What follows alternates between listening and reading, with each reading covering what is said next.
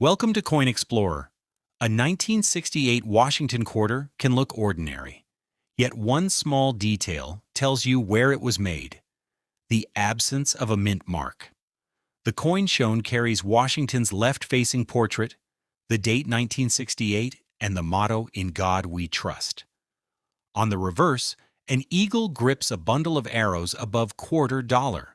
That combination identifies a Clad Washington quarter from a period when the United States was adjusting to a major change in circulating coinage. The denomination is straightforward. This is a $quarter worth 25 cents in face value. The obverse was designed by John Flanagan and places Liberty around the upper rim, with Washington's portrait centered. The date sits below his bust, while "In God We Trust" appears to the left. On the reverse, the eagle faces forward with wings spread, surrounded by "United States of America, e pluribus unum," and $quarter. These details make identification relatively easy. Now look closely at the area to the right of Washington's hair ribbon. On a 1968 quarter, that is where the mint mark belongs when present. The coin shown appears to have no mint mark, consistent with Philadelphia production. Philadelphia struck 220,731,500 regular 1968 quarters without a mint mark, while Denver produced 101,534,000 with a D. San Francisco struck 3,041,506 proof quarters carrying an S, making the mint mark useful for separating them. The metal is another clue to the coin's era.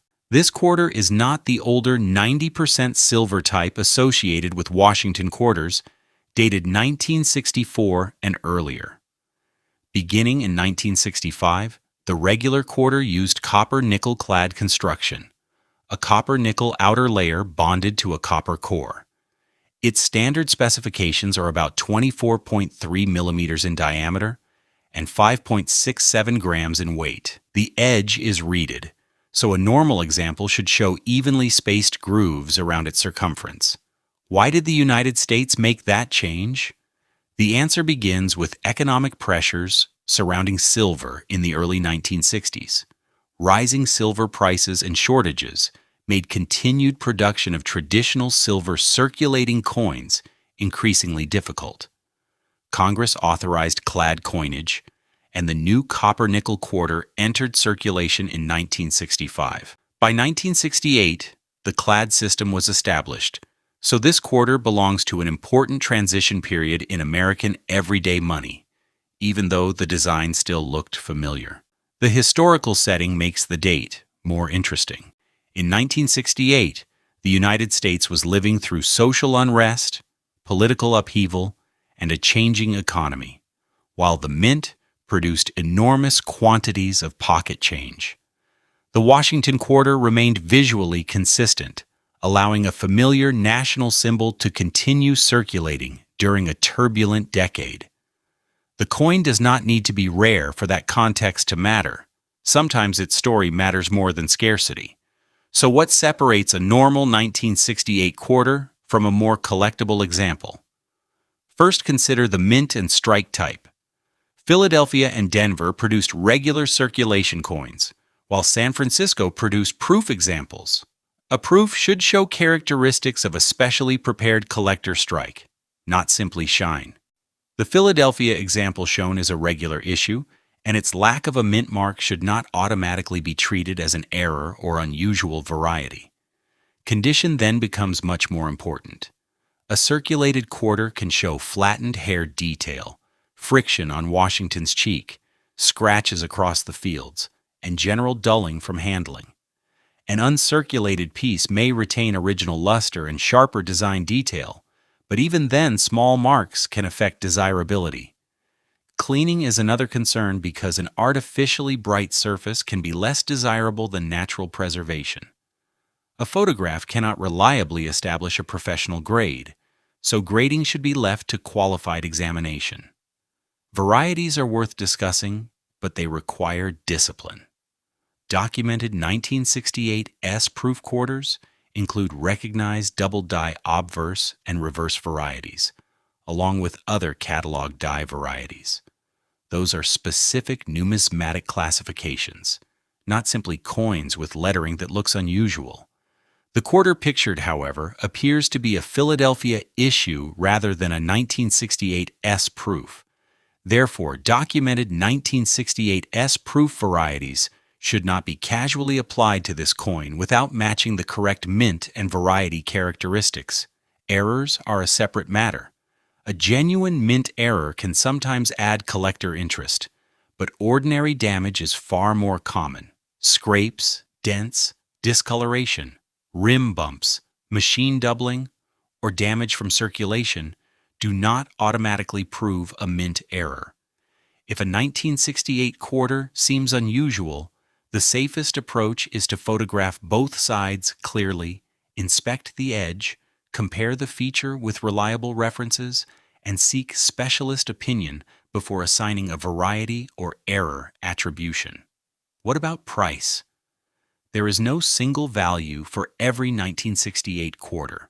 Ordinary, circulated Philadelphia and Denver examples generally have little premium, and their value can remain close to face value depending on condition and marketplace. Better preserved coins can bring more, particularly when they qualify for higher grades. Proofs, recognized varieties, and authenticated errors form separate categories. The date alone does not create a high value. The exact coin and its documented characteristics matter much more. Auction records should also be viewed carefully. A record is the result of one particular coin in one particular grade or designation sold in one transaction. For example, PCGS records a 1968 S proof quarter selling for $460 in PR69 at Heritage Auctions in 2005. That is a certified proof result, not a normal price for an ordinary circulated quarter. Using isolated records as a general valuation would give a misleading picture of the market. For the average owner, the realistic expectation is simple. A 1968 quarter is usually interesting first as American coinage history, and only sometimes financially significant. A Philadelphia coin like the one shown is not automatically rare because it lacks a mint mark. Instead, examine whether it has unusually strong preservation, attractive original surfaces, a recognized variety, or a properly documented mint error.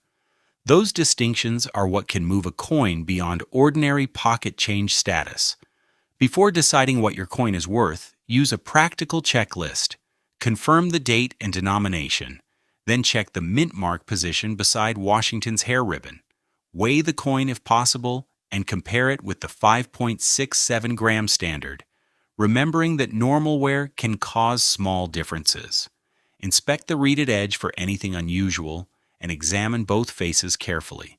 Look for luster, wear, scratches, cleaning, and possible die characteristics. Do not polish or clean the coin during examination. Finally, remember what this 1968 quarter can teach even when its market value is modest.